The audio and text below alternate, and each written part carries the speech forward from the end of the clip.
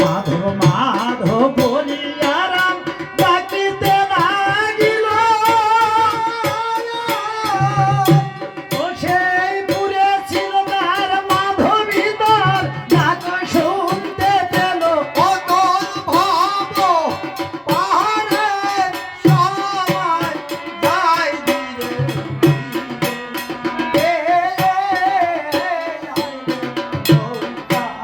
মাধবী বলছে, প্রভু তোমার নাম ধরে যেন আমাদের ঘাটে কে ডাকছে, তুমি একটু অনুমতি করলে আমি একটু দেখে আসবো। জানো প্রভু, এমন ভাবে তো আমাদের কেউ ডাকে না। বলছে মাধবী তুমি দেখে আসবে, কিন্তু পাঠটার করো না। আমি দেখে এলাম ওদের কাছে কিন্তু পয়সা নেই। সেই মুনি ঠাকুর, যে মুনি ঠাকুর প্রায় পার হয়ে যায়, পয়সা দেয় না, ওই মুনি ঠাকুর। মাধবী ছুটে চলেছে। একদৃষ্টে মাধবী সেই পূর্ব তীরে যায় ধীরে ধীরে একদৃষ্টে মাধবী সেই পূর্ব তীরে যায়।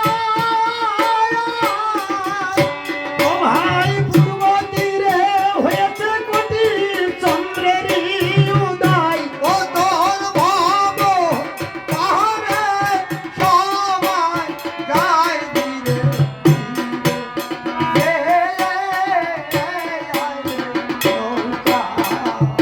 মাধবী ছুটে চলেছে বাড়ির দিকে।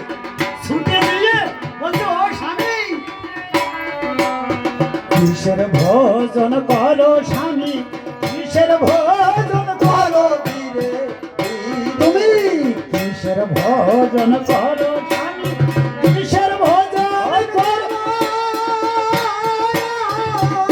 আমাদের ঘাটে এলো এক সোনার মানব, তাহার করো। অতল ভাব পাহাড়ে সবাই যায় ধীরে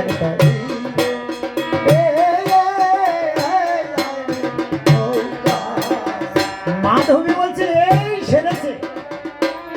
মাধব বলছে, ও মাধবী, ও সোনার মানুষ নয়, আমাদের মতো মাটি দিয়ে গড়া, তাই ওদের কাছে কোনো পয়সা করি নেই। এই জন্য ওরা কাকুতি মিনতি করে ডাকছে, ওদের কাছে কোনো পয়সা নেই। তোমার ঘরে এসে জীবনে মুখ ফুটে কোনোদিন আমি তোমার কাছে কিছু চাইনি, আজ কিন্তু তোমার কাছে চাইবো, যেন বিফল মনোরথে ফিরে না যায়। জানো প্রভু, আমার মনে হয় ওই তিনজন মানুষ ওরা পদ ভুল করে হয়তো আমাদের এই ঘাটে ওরা হয়তো পার হতে এলো, তুমি কৃপা করে ওদের একটু পার করে নিয়ে এসো। বলছে, ও মাধবী, আজ আমি তোমার জন্য পারে যেতে পারি, ওটা কিন্তু আমার জন্য না। তবে আমার বইটা খানা নৌকায় উঠাই দিয়ে আসতে হবে, আর হুক্কাটা এক ছিলুম তামুক সেজে দিতে হবে। আজ আমি তোমার জন্য পারে যাব। মাধবী হুক্কাটা এক ছিলুম তামুক সেজে দিচ্ছে, আর বইটা খানা নিয়ে নৌকায় উঠাই দিয়ে ওম গোবিন্দাই নম বলে তরি দিয়েছে ছেড়ে। মাধবী বলছে, ও প্রভু, ওদের পার করে আমার আজ একটু অতির সেবা দিব। মাধব মাধব শুধু বেড়েই চলেছে, কি করে? ধীরে ধীরে মাধব আমার করিল গমন, ধীরে ধীরে ধীরে ধীরে মাধব না করিল গমন। আবার পূর্ব তীরে আসি নৌকা থামিল তখন। অতল ভাব পাহাড়ে সবাই যায় ধীরে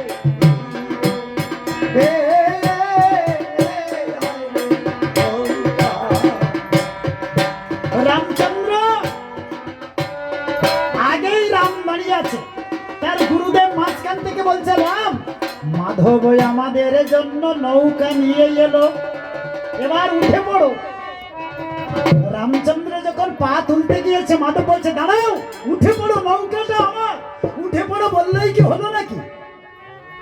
ভগবান রামচন্দ্র থমকে দাঁড়িয়ে গেছে, দাঁড়িয়ে বলছে, মাধব কি বলবে? ওরে মাধব বলে পার হবে যদি তোমরা মানুষ 3 জন, সর্বযজ্ঞে করি দাও আমায় গুণে 16 পর। আমার গুণে 16 রামচন্দ্র বলছেন মাধব রে, ও মাধব তুই হলি এই ভাগীরথী নদীর মাঝি, এই ঘাটে, আর আমি কে জানিস?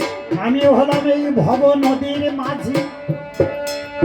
তুই তো সামান্য একটা ভাগীরথী নদীর মাঝি, আর আমি এই ভব নদীর মাঝি হলাম আমি।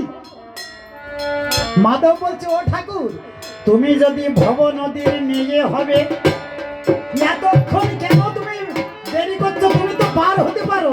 বলছে না মাধব, যেদিন ভব নদীর ডাক হয়েছিল, আমি সবাইকে ডাক দিয়ে এমনি ভাবে এক জায়গায় বসিয়ে এক একটা দায়িত্ব দিয়েছিলাম। এই ভাগীরথী নদীর পারের দায়িত্বটা সেই দিন মাধব আমি তোমার উপর রেখেছিলাম, তাই তোমার বিনা অনুমতিতে আমি পার হতে পারি না। মাধব বলছে ও প্রভু, ওই ছেলে বোঝানো কথা মাধব ভেজে না, মাধবকে পয়সা দিতে হবে তারপরে পার। বন্ধুরা রামচন্দ্র বলছে মাধব তাহলে তুই দেখ আমি কে। রামচন্দ্র ভাগীরথী নদীর তীরে শঙ্খ চক্র চতুর্ভুজ মূর্তিধারী যখন দেখা দিল,